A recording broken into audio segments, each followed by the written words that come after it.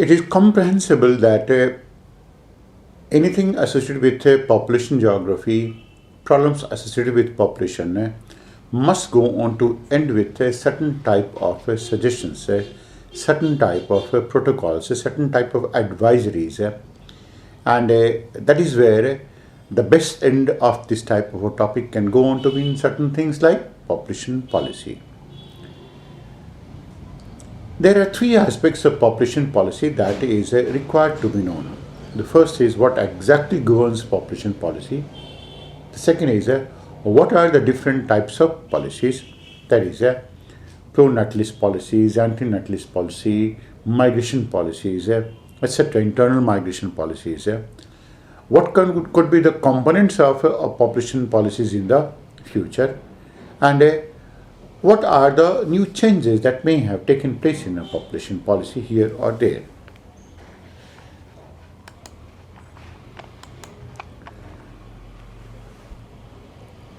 To begin with, what a population policy is, the social and economic impact of population growth has meant that the governments have to adopt a certain type of policies which attempt to regulate both the size as well as distribution of the population. And the word here is to regulate the size and distribution of the population. That means to increase the size, to decrease the size, to allow the population to be concentrated, to allow the population to be deconcentrated as well. This is because as economic growth goes on to take place, this is a natural corollary to increase in population. Strictly speaking, population planning policies are those measures which are instituted by the government to influence the size, growth and distribution of population. All governments have a population policy. Even inaction is a policy choice which has population implications. But then it is clubbed as part of policy because it can either be effort in increasing the population policy, increasing the size of the population or decreasing the size of the population. As there is only limited scope for any manipulation of the death rate and the rate of international migration, it is the political intervention in fertility, that is the birth rate and population distribution, that forms the core of most of the population policy. Now the meaning is that we ourselves cannot go on to decide that we can go on to offload our population to some nearby countries. Otherwise, Australia is pretty nearby. Why is it not that we can go to upload half of our population towards Australia? But then we cannot go on to determine the rate of international migration. Consequently, any type of policy that we are going to be making that is going to be associated with fertility and associated with the distribution of the population, not exactly associated with the mortality. A policy is a formalized set of procedures which is designed to guide the behavior of the people. Its purpose is either to maintain consistency in behavior or to alter behavior in order to achieve certain type of specified goals. Now these certain type of specified goals go on to be associated with either an increase in the number of people that are going to be specified or any such thing. Population policy represents a strategy for achieving a particular pattern of population change. As we are talking about, this strategy may consist of only one specific component, that is, a single purpose goal such as to lower the crude birth rate or may over a period of some type of year, or it may be multifaceted. That means to change migration, to alter migration, to increase, to decrease the fertility rate, or any such thing at all. There are broadly three components of population policy. One is assessing the future. That means what can go on to happen in the future.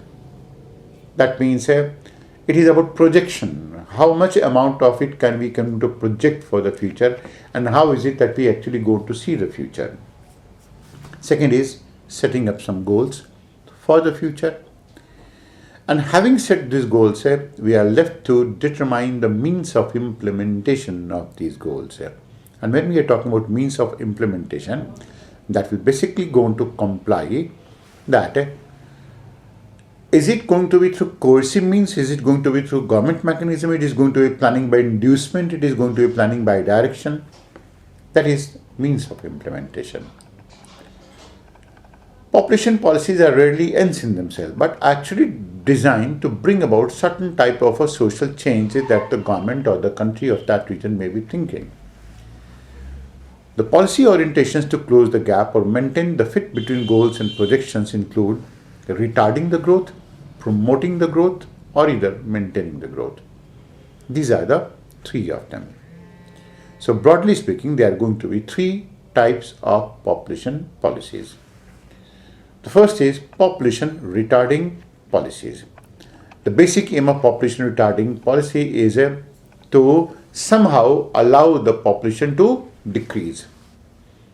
Now this can go on to take place in many ways. One is allowing mortality to remain high. Mortality means that is allowing the death rate to remain high. Growth in population size could be retarded by raising mortality and by following the lifeboat or the triage ethics.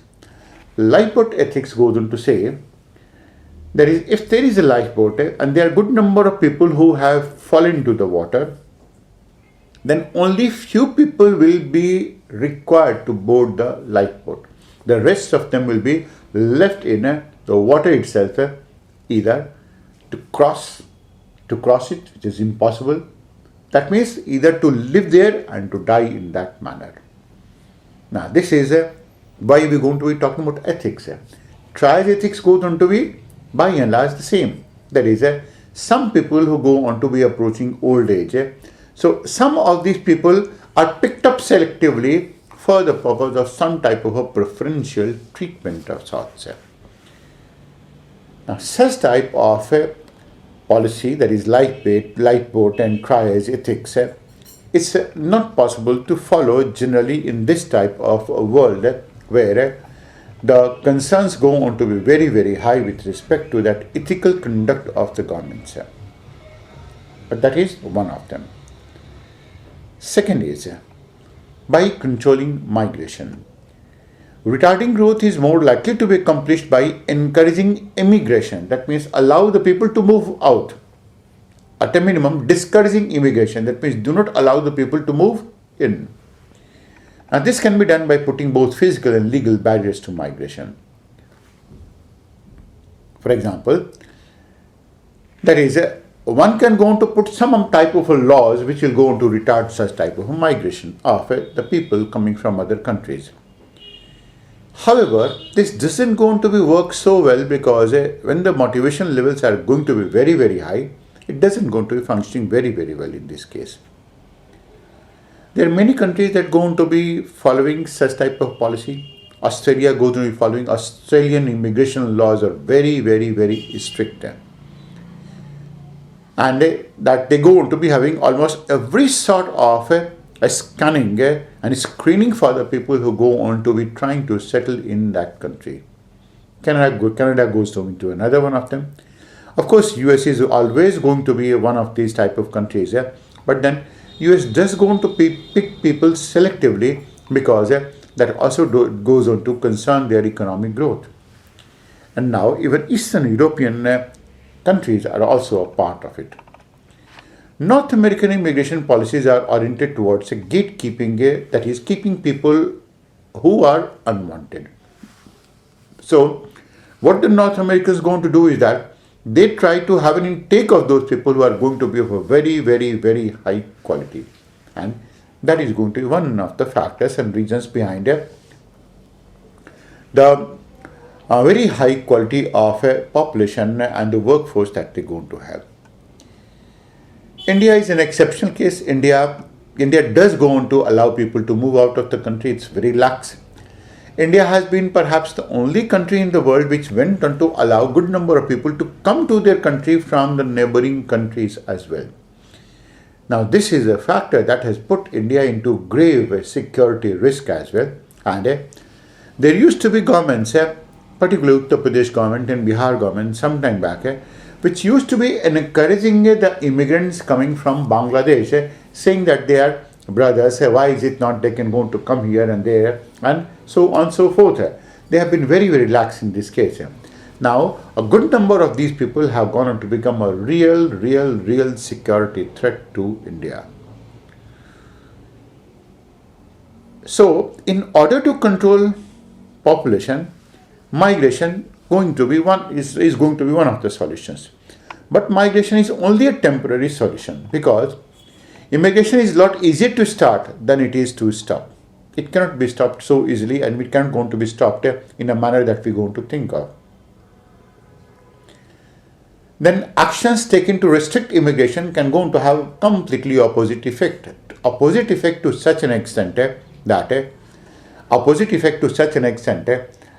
that one can imagine that maybe the other countries will try to do the same thing. So it has to do a lot of diplomatic maneuvering and things like that.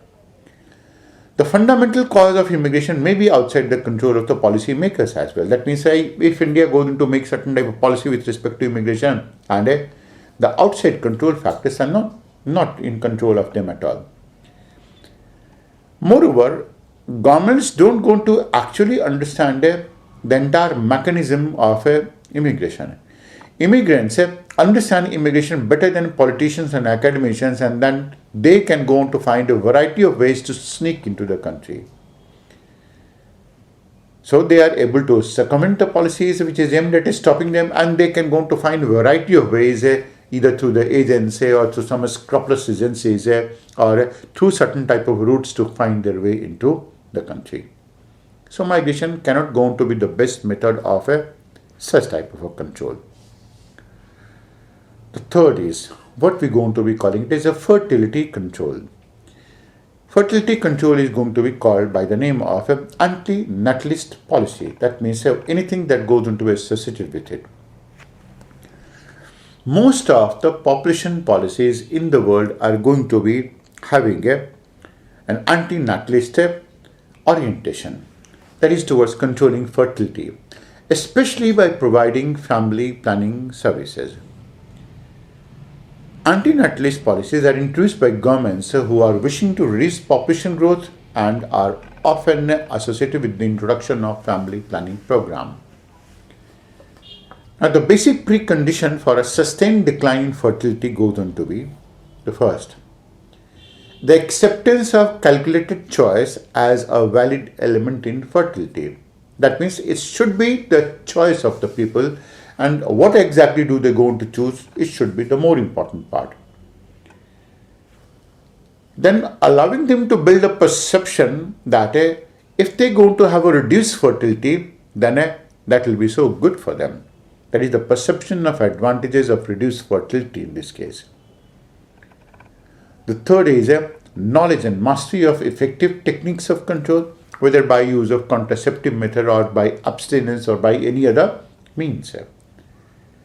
The fourth is going to be by enlarging directly, that is empowering women, and changing the fiscal structure, both of them. Empowering women, that means if the women are empowered and women go on to be the decision makers, then the women may go on to take a decision that they are not going to produce children to that amount. And changing the fiscal structure will go on to entail that any family that is going to be small, most of these families that go on to be small must go on to be given some type of a leverage in this case. So maybe there will be some people who are the bread earners of this family. They can be given a faster promotion in the government services as well. The success of anti-natalist policies varies especially, being least successful in Africa and most successful in Eastern Asia, particularly in China. Even in South Asia, like India, it has not been successful, largely because it has completely acquired a political dimension. In Africa, it has not been so successful, largely because there has been the reach of most of these contraceptive methods, and the reach of this awareness has not been so. But Eastern Asia, particularly China, had been very, very, very successful to an extent that Chinese were able to reach ZPG, that is zero population growth, much before their projected time.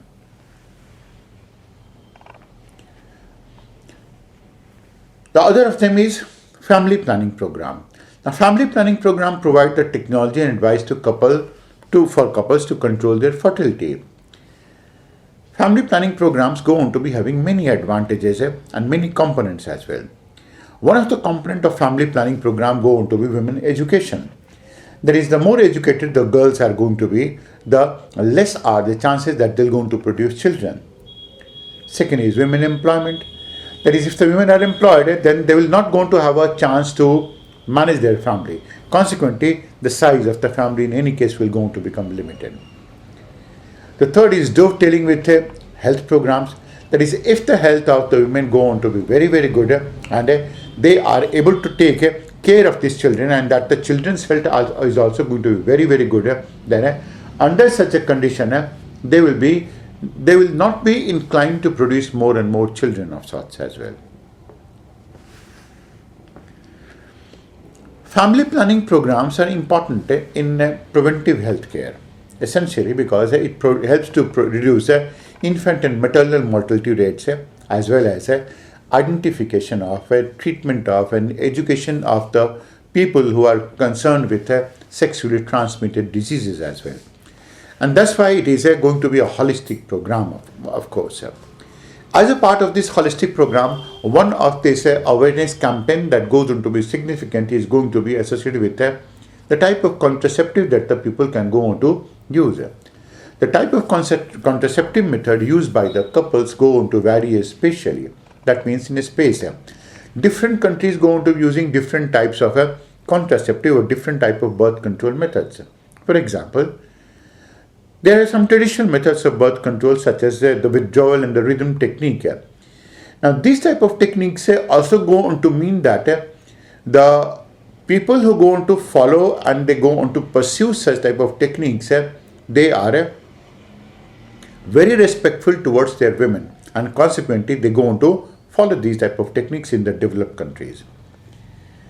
Then there are going to be certain modern methods such as female sterilization and oral contraceptives.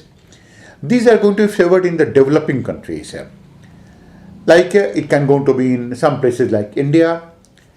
Then there can be some of these type of techniques like sterilization and abortion that are going to be again followed in a certain type of countries.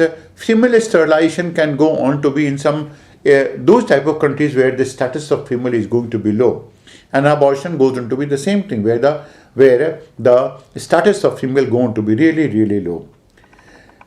Then it can go on to be contraceptive availability as well. The availability of the contraceptive and the ability of the people to use it, cutting across good number of social lines and other things, that goes on to be reflective of the type of a social setting that the region goes on to be having. And lastly, the government can go on to legalize abortion and can go on to legalize contraceptive use. Of course, some of these Catholic countries don't going to be legalizing abortion in this case, largely because they think that these things are going to be against the wishes of the Almighty and God. There can be good number of indirect policies that can go on to influence the fertility behavior. These are going to be called by the name of engineering social changes. Now, such type of engineering social changes will go on to include certain things like education of the women and empowering women, legalizing abortion and promoting contraceptive, and slowly raising the standards of living while making housing and consumer items very, very costly, so that the moment anyone goes on to increase their family size, they go on to find it very, very difficult to afford a family. Then within countries, the level of female education and the area of residence appear to be having a significant impact on the contraceptive usage rate. For example, most of these people are going to be in semi-urban areas. Let's say in India, we're going to talk about certain areas like that of tier 2 cities and so on. They go on to be significant because most of these rural areas, the contraceptive use is going to be very, very low. And most of these onus go on to lie on the females essentially for the purpose of controlling population. All of these evidence is going to suggest that family planning programs are most effective when they take place within the context of certain type of socio-economic milieu, socio-economic setting, and some type of a socio-economic change that is going to be taking place here. In general, it has been observed that higher the level of social upliftment, higher is the level of economy, the less is going to be the effort of a government to allow people to be convincing them with respect to family planning. Most of the people themselves going to be following that part. The most comprehensive way to limit fertility is by promoting the kinds of social change, therefore, and to motivate the couples to follow that type of a form. So far, the concentration of the discussion has been on anti-natalist policies, that is growth retarding policies. How is it that growth can be retarded? It can be retarded either by immigration, it can be because of mortality, it can be because of trying to control fertility. And in trying to control fertility, the major emphasis has been on a variety of types of family planning that can go to be followed. Second of it has been growth promoting policies, which is going to be called by the name of pro-natalist policies. There are three set of countries which go on to be following such type of pro-natalist policies. One of them is going to be the low fertility rates in certain countries like that of Europe, Estonia, Latvia, Luxembourg, Slovenia, Russia, mostly. These are mostly going to be Eastern European countries. The Russian government goes on to be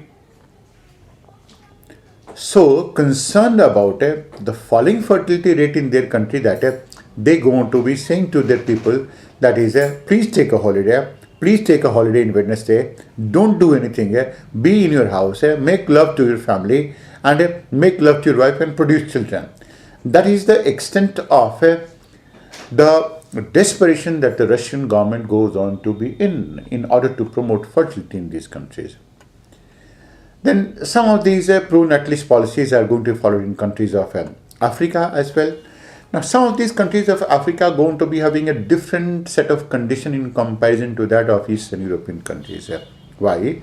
Because these African countries are producing it essentially for the reason that they can go on to utilize the resources in a better manner. That means they can go on to utilize the natural resources in a better manner. The third set of a country is going to be the countries of Middle East and Southwest Asia, mostly Islamic countries. The basic region of Islamic countries are having a very high fertility rate, and they're trying to increase the fertility rate, or they are following pro-natalist policies because they want to increase their population, they want to increase the people who can go on to be the followers of Islam, and the long-term aim is essentially to bring about a change in the demographic structure of most of these countries where these people are living, and then go on to influence their policy making and the decision making abilities of their countries as well. So they have done that in France, they have done that in Portugal, they have done that in Libya, they have done that in Egypt, they have done that in many of these countries. In almost among all of these countries, India happens to be the only exception where the number of people who go on to be following this Islamic faith go on to be dwindling around 14 to 18% of sorts, and that hasn't increased drastically. This is also largely because the number of other people have gone on to increase at a very, very fast pace. So these are the countries which go on to be following these type of policies, and they're going to be following with a region. All of these going to be having a different region. Russians going to be having a different region because they want to use the resources. African countries also want to use the resources, and also that African countries also want their population should be high enough so that they are able to influence the countries surrounding it as well. The third type of policies concerning population distribution. It's an indirect policy. Now, government policies concerning population distribution can be very influential in altering the population pattern, and that can go on to be associated with the modification directly or indirectly. That can be using coercive method or indirectly through regional economic policy. Coercive method, that means by force they allow the people to settle in some of the regions, And regional economic policy, that means they make some of the regions so fruitful that people don't have a choice other than and to move towards that place. So one of the components of population distribution policy go on to be internal migration policy, and one of them is going to be by inducement. That means induce people, don't go to force people to move to that place. So examples of inducement and induced policy going to be rural to urban migration control. For example, this was a policy that was followed by Britain, allowing more and more people from the rural areas to come to the urban areas. Rural to urban migration control. Second has been one that has been followed by Netherlands to allow its people to be settling in polders. Now, polders are the reclaimed areas which the Netherlands government, Holland government went on to reclaim it from the sea. They have been low-lying areas, and these areas required to be intensively cultivated in order to increase agricultural production and productivity. So, what the Dutch government went on to do was that allowed people to come to that region, and they went on to give a lot of soup to the people for the purpose of inducing them to come to this place. Brazil and Nigeria did it by building new capitals to relieve one of the crowded places. For example, Brazil went on to build Brasilia. Also, they went on to put a lot of new centers in Belo Horizonte, in Rio de Janeiro.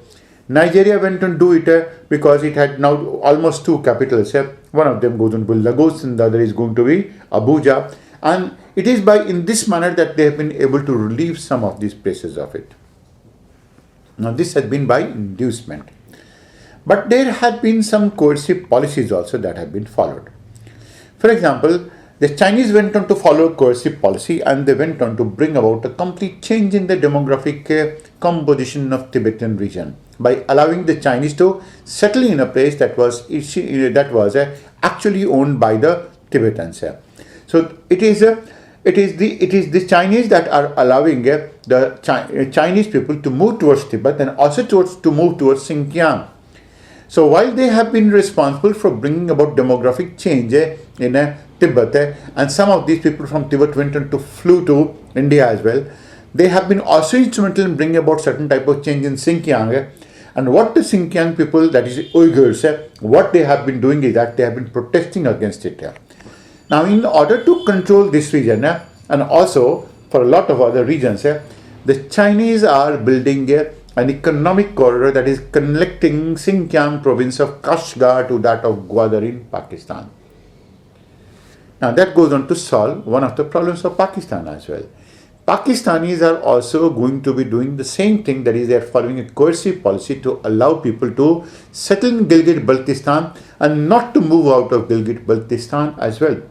This is not exactly enshrined legally, but then that has been done with the help of armed forces. Some time back, the Nigerians also went on to do the same thing with respect to Kainji Dam. When they were building the dam, then they allowed people to come and settle in that region, because unless these people would have settled in that region, there was no way that the Kainji Dam would have been constructed at all. So that has been the third set of policy. The third set of policy was associated with trying to control migration to such an extent that it goes on to help the country meet some of its end. The fourth has been economic development to demographic transition. The concept is how economic development determines demographic change in population distribution. It does.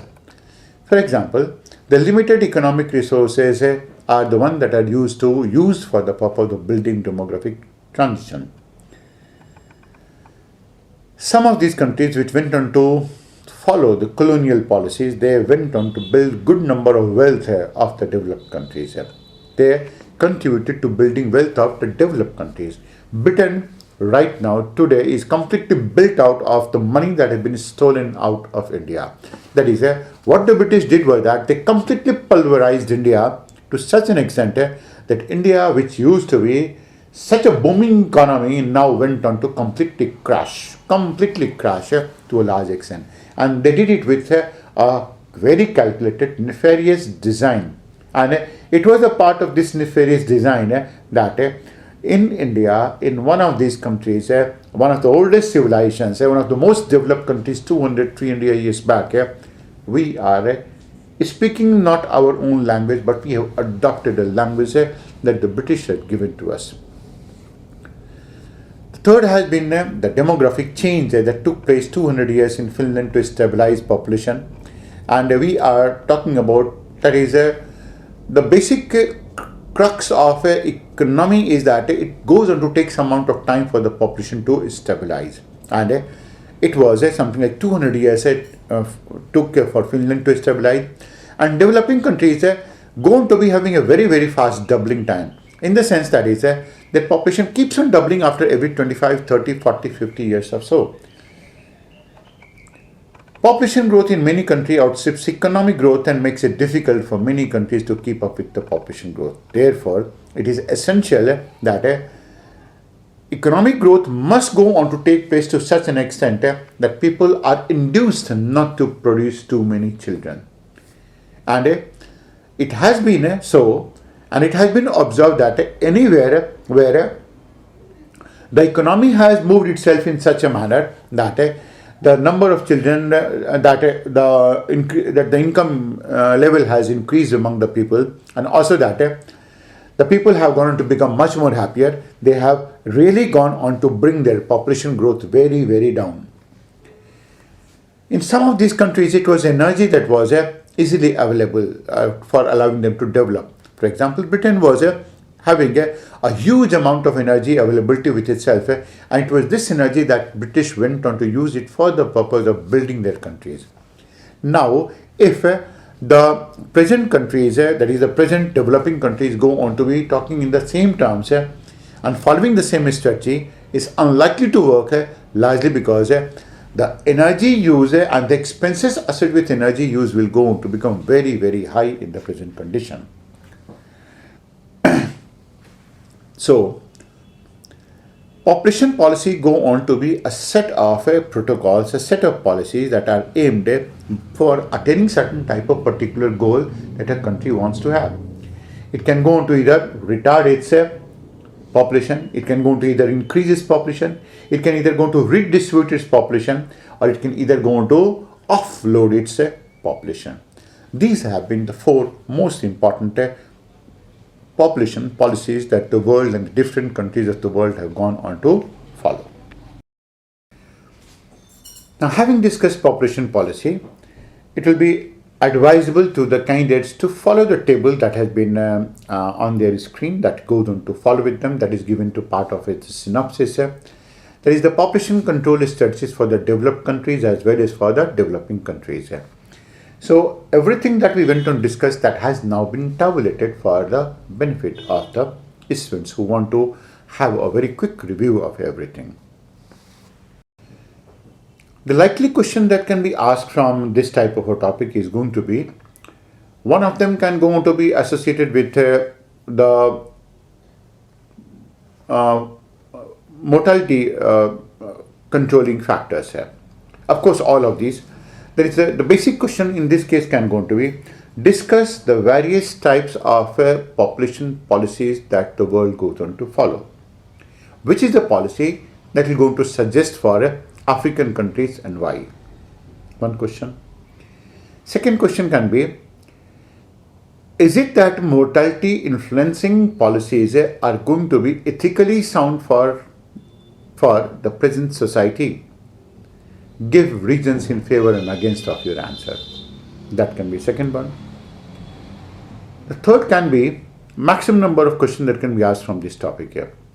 Most of the policies that the world has gone on to follow, they have been anti-natalist policies here.